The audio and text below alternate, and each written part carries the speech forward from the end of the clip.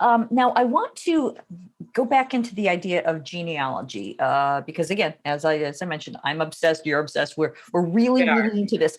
Now, the people who are they're just getting their very first account. Let's just say ancestry.com because it's the most common. Although the Family Search, I believe it's familysearch.org. That's the one owned by the LDS Church, and they Yeah. have people all over the planet contributing. Let's talk a bit about the accuracy of these sites because I know familysearch.org, anybody can change your tree and they might not have accurate information, and Ancestry gives you the little green hints which may not be accurate. So let's give a few pointers. Oh, sure. You always want to see records.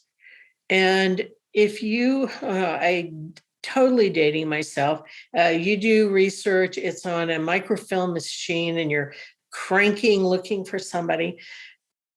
They're very hard to read. And so even on Ancestry, which I know really does try and be accurate, it's a human looking at that 100, 200-year-old document, trying to read it. And in my own family, I've seen one of the family names spelled so many times, I can't even tell you.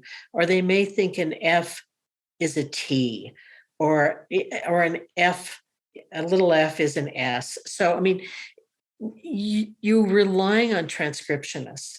So, always take what you're seeing with a grain of salt, because unless you have that original document in your hands, which most of us never will, we don't know. Plus, with censuses, and in the US, they were done every 10 years since 1790, you can have somebody coming to the door asking about where were your parents born? Oh gosh, I think they were born in Kentucky. I'm not sure. So, they could have been born in Ohio. We don't know. So we don't know how accurate that information is. That's why if you're doing research, you really want to use as many records as you can. Just like in tarot, you're building a picture. So if the census says one thing, a death certificate says something else, birth certificate says something else, you're going to go to secondary sources. And I also want to say, just as the death certificate tip, somebody in the family is giving that information. Think about I don't know if your parents are living, but think about when your mom passed away. Don't ask me really hard questions because I'm in such grief. And yet that's what they did. They ask a family member. So are we going to trust their memory about their mom's maiden name? No, I don't know. So get multiple sources. Yeah, that's a really good point right there. I've got a perfect example. My great grandma, who I'm like really really into researching, her headstone in the cemetery has her birth date wrong by like a year and 3 days. So it's a completely different person. I mean, if I look, I also do astrology. I pull astrology reports for people if I can find their time of birth. So that bit of information was negated when I looked up her birth record on the official record site, Scotland's People, and I saw, oh, this is, yes. So yes, you got to look for those records and don't just trust the family memories. That's a really good point. But I think this also brings us back to what we were talking about whether you're trusting solid information for validation or whether you can trust your intuition, because as we said, genealogy research is an imperfect science. Divination is an intuitive science. So merging of the two, how do you feel comfortable in dealing with the unknowns? I think if you do genealogy or ancestral tarot, honestly, you're always dealing with unknowns. You are always having to get as much information as you can, but there, again, that level of trust always has to come in. So, with your person and this, where'd you go? Scotland's People? Is that what you said?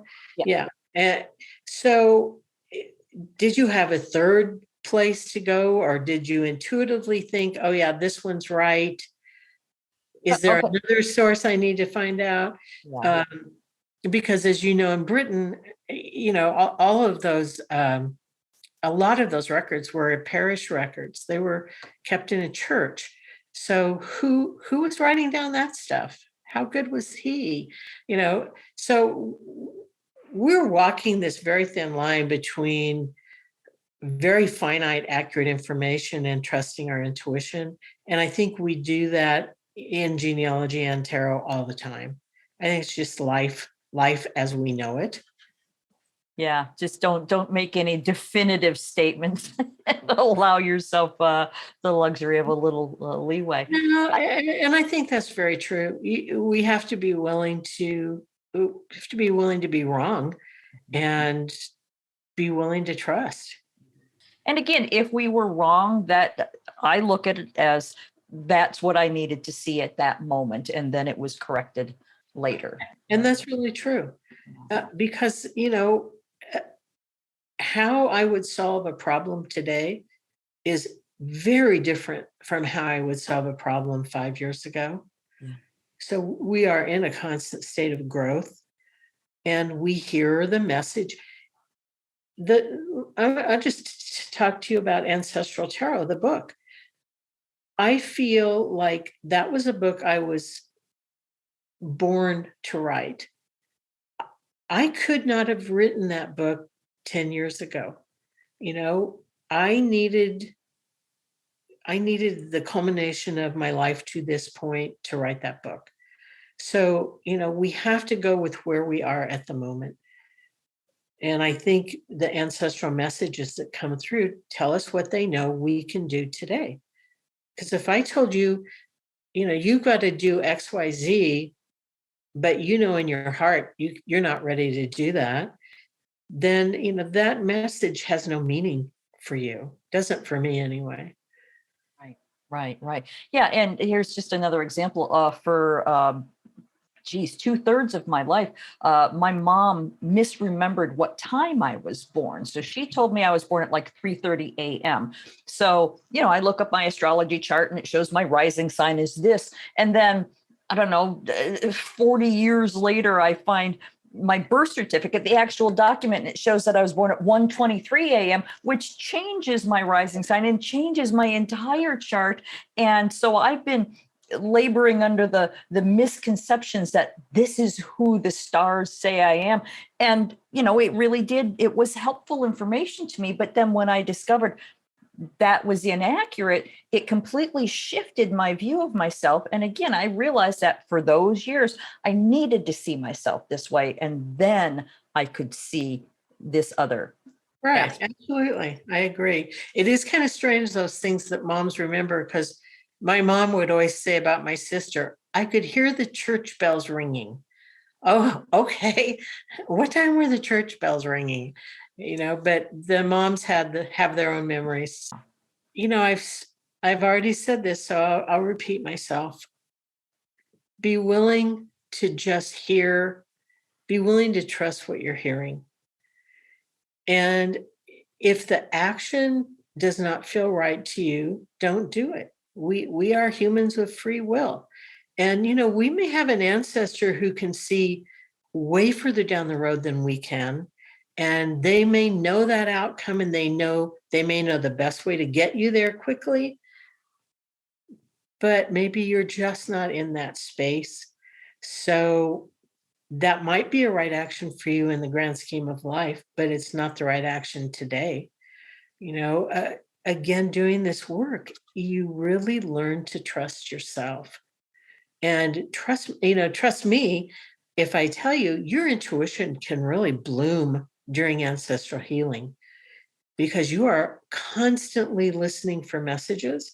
You're constantly trusting the cards you draw or the cards you're meant to draw. And, again, ask for proof. I'm a big believer in asking for proof, like the $50. And I'll give you one more quick example since we're running out of time. I said to one of my ancestors, if what you're saying is true, I will see a lion this week. And I promised I would not go to the San Diego Zoo and look at a lion. So I was at my sister's house the next day. I was on the floor playing with my great nephew. who at that time was 3. And he reached into his toy box and he pulled a toy lion out and stuck it up in my face. So ask for those signs. Ask for the signs, and you'll see if it's true or not. I love those kinds of signs. They're the kinds that just give you goosebumps and make you go. I know, it's like, oh my God, there's the lion. Well, I want to make sure that before we wrap this up, is there anything that we haven't talked about yet that's brewing, or that I've maybe forgotten to ask? Well, I do want to say one thing about ancestral healing. If you can work with family patterns, because generally speaking, and I'm not going to get into positive family patterns because most people experience negative ones.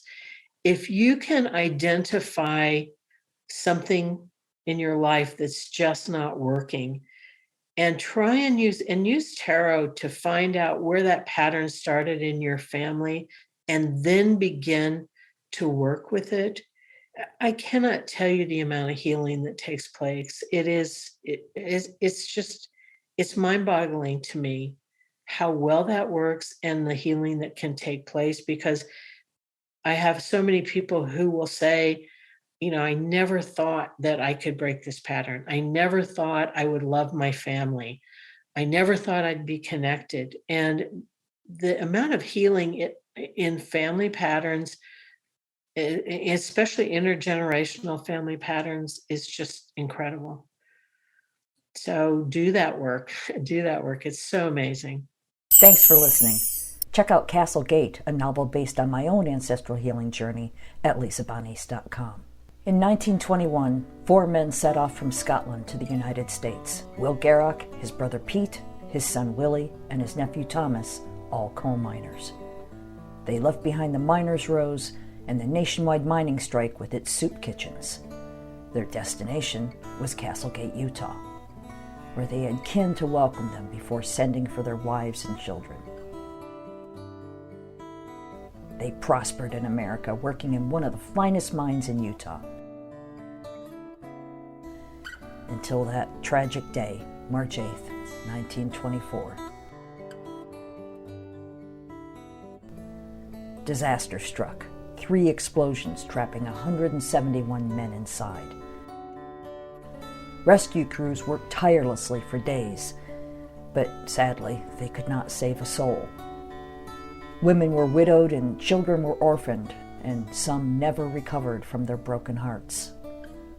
Castlegate is the true and tragic saga of a Scottish family whose dreams of finding their fortunes in the bountiful coal mines of Castlegate, Utah during the Prohibition era explode in one of the most devastating mine disasters in American history. Learn more at lisabonis.com.